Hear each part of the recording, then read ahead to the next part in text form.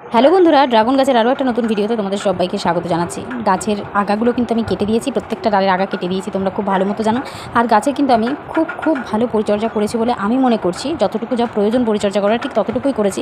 প্রচণ্ড আশাবাদী যে গাছে এবার হয়তো ফুল আসলেও আসতে পারে, এরকম আশাবাদী হয়ে যখন ছাদে আসি, আর ছাদে আসার পর যখন দেখি প্রত্যেকটা গাছের আগায় আগায় এরকম লাল লাল কিছু একটা দেখতে পাওয়া যাচ্ছে, তখন কিন্তু মনটা খুব আনন্দে ভরে ওঠে।